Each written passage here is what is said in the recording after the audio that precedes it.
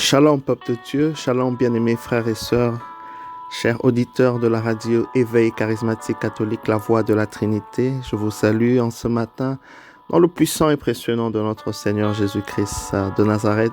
C'est votre frère Afi. Je vous souhaite aussi la bienvenue à ce tonus matinal.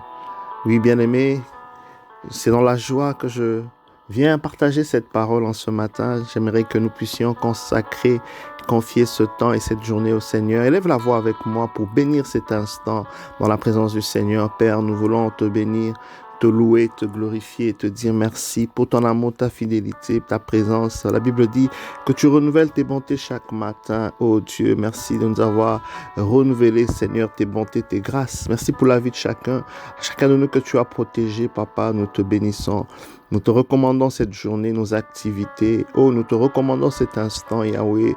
Viens nous en aide. Remplis-nous de ta sagesse, de ton intelligence. Oh Dieu, que personne ne sort de ce moment, Seigneur, comme elle est entrée. Que nous soyons transformés. Que cette parole porte du fruit et en abondance. Telle est notre prière. Nous le déclarons dans la foi en Jésus-Christ. Amen. Alléluia. La Bible déclare dans le livre de Jérémie 1, à partir du verset 4, « Une parole de Yahweh me fut adressée. Avant même de te former dans le ventre de ta mère, je t'ai connu.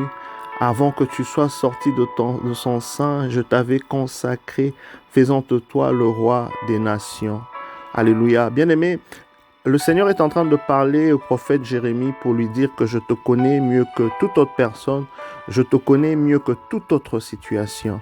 Parfois, nous sommes en train de vivre des situations, nous sommes en train de passer à travers des moments tristes, des moments pénibles, des moments un peu complexes et compliqués. On s'est dit, où est Dieu? Sache que avant même que ce problème arrive, le Seigneur te connaissait et le Seigneur connaissait au fait ce problème. Le Seigneur connaissait la solution à ce problème. Le Seigneur sait ce de quoi tu souffres et c'est lui le médecin par excellence. Le Seigneur sait quelle situation, n'est-ce pas, demande la réparation, la restauration et c'est lui qui est le Dieu qui se propose à toi comme le restaurateur. Alléluia. C'est lui qui te connaît mieux. Alors accroche-toi à Dieu. La solution n'est pas dans le monde. La solution n'est pas en l'homme. La Bible nous dit l'homme qui se confie en l'homme. Confie-toi à Dieu. Reviens à Dieu parce que c'est lui qui maîtrise toutes choses. C'est lui qui connaît toutes choses. Il te connaît mieux que tout. Il te connaît mieux que toute autre personne. Il est en train de le dire à Jérémie. Et la parole de Dieu déclare dans Éphésiens 2:10, nous sommes son ouvrage ayant été créés en Jésus-Christ pour des bonnes œuvres, afin que nous puissions le pratiquer. Donc nous comprenons que le Seigneur, n'est-ce pas, nous a créés et le Seigneur nous connaît. Il connaît notre... Alors il ne t'a pas abandonné. N'aie pas des sentiments, n'est-ce pas, dans ton cœur, tels que où est le Seigneur? Qu'est-ce que le Seigneur fera? Il a déjà une solution pour toi. À un moment donné, le peuple d'Israël s'est retrouvé en famine. Et c'était tellement une situation chaotique que le roi a voulu menacer le prophète. Le prophète a été menacé, le prophète Élisée a été menacé, mais par la grâce de Dieu, le prophète a relâché une parole en disant que en Israël, à la même heure le lendemain, il y aura de l'abondance.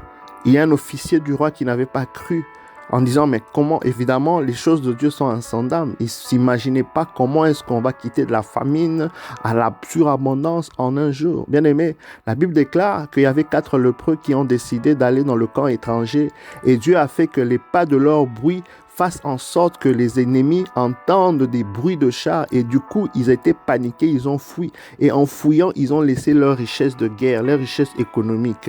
Qui était la part d'Israël? Vous voyez, la solution était déjà là. Mais ça prend la foi.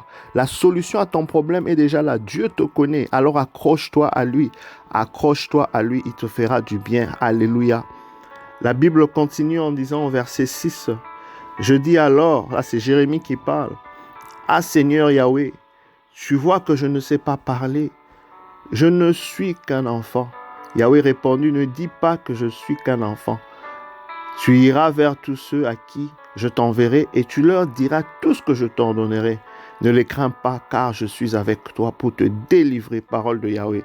Ça me rappelle l'histoire de Moïse et du Seigneur. Lorsque Dieu choisit Moïse, bien-aimé, Moïse veut négocier avec le Seigneur en disant qu'il ne sait pas bien parler. Vous voyez, Et pourtant, Dieu rappelle à Moïse, c'est qui a fait la bouche? La Bible dit, ouvre ta bouche, je la remplirai. Le rôle que nous avons, c'est d'être disposés à l'œuvre de Dieu, à l'action puissante que Dieu veut accomplir à travers de nous. Nous devons faire notre part. Alléluia. Le Seigneur aimerait nous utiliser comme des instruments puissants par sa parole qui sort de nos bouches afin de changer les situations. En fait, le Seigneur aimerait continuer à pérenniser ou encore à perpétuer l'œuvre qu'il a commencée depuis, n'est-ce pas, avant la fondation du monde. L'homme est comme une personne qui participe, n'est-ce pas, à la création. Et nous devons faire notre part. On doit répondre à l'appel de Dieu. Le Seigneur compte sur toi pour justement déclarer des paroles de foi. Par la parole, bien-aimé, la Bible déclare que tout a été créé par la parole.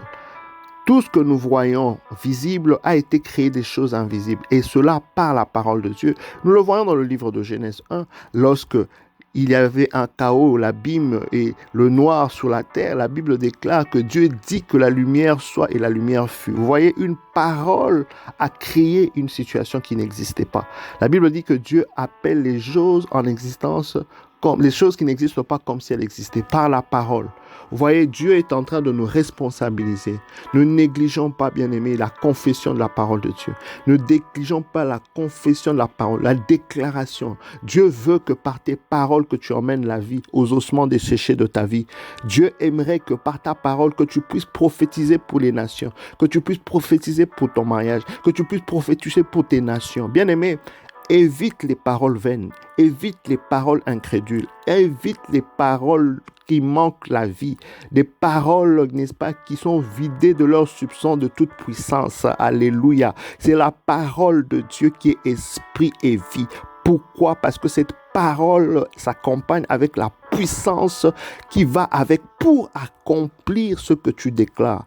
Bien-aimé, engage-toi justement à t'exercer, à commencer ta journée en donnant un nom à tout ce que tu vas faire. Alléluia. Vous savez, à un moment donné, la Bible dit que Zacharie, qui était le père de Jean, avait été rendu muet parce qu'il n'avait pas cru à l'œuvre de Dieu. Mais c'est au moment de donner le nom à Jean qu'il a parlé. Alléluia. C'est au moment de donner le nom parce que les membres de sa famille voulaient qu'il puisse avoir un autre nom. La mère a dit qu'il devait s'appeler Jean. Les gens ont dit, mais dans cette famille, on n'a jamais eu des cas de personnes qui s'appelaient Jean. D'où est-ce que tu tires cela? Et pourtant, elle a tiré cela par le fait que le Seigneur leur avait déjà révélé cela. Et son mari était témoin. Et Dieu a permis qu'au moment de nommer le nom Jean, de confirmer cela, sa bouche s'est déliée. Alléluia. Nous devons donner un nom, des directives, des instructions au monde spirituel par rapport à notre journée. Commence ta journée en commandant l'aurore, en dévançant l'aurore et en commandant le matin. Voilà. Nous devons chaque matin, bien-aimé, dire ce que nous souhaitons voir dans la journée. Si tu ne le fais pas, une autre personne le fera à ta place et le fera en mal quand c'est une personne mal intentionnée. Alors là, nous subissons. Évitons de subir, mais maintenant, c'est nous qui devons programmer les choses. Alléluia.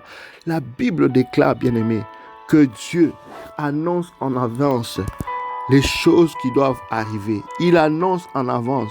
Donc cela veut dire qu'avant de voir les choses, tu dois avoir déclaré la personne que tu es, les situations que tu vis et les résultats des paroles qui ont été prononcées dans le passé.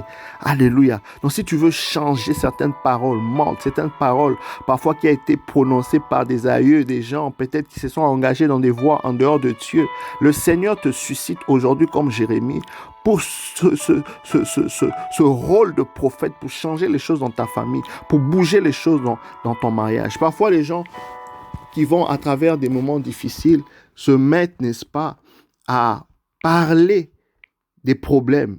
Ils se mettent à se lamenter. Ils se mettent, n'est-ce pas, à rappeler, n'est-ce pas, les situations qui arrivent. Il ne faut pas le faire. Ne parle pas des problèmes, parle de la solution. Ne parle pas de la réalité, parle pas en fonction de la réalité, parle en fonction de la solution. Le Seigneur te rassure, comme Jérémie, que c'est lui qui t'envoie. Il a dit à Gédéon. Gédéon disait, mais Seigneur, je suis le plus petit dans ma famille. Ma famille, n'est-ce pas, est la plus petite de la tribu en Israël. Dieu a dit, n'est-ce pas moi qui t'envoie? Sache que le Seigneur est avec toi. Et avec la vision vient la provision. Le Seigneur compte sur toi. Ne crains rien. Chasse la peur de ton cœur parce que Dieu est avec toi. Que le Seigneur te bénisse, bien-aimé, te fasse grâce en cette journée, que le sang de Jésus te couvre. Je me recommande à tes prières et à très bientôt. Bye bye.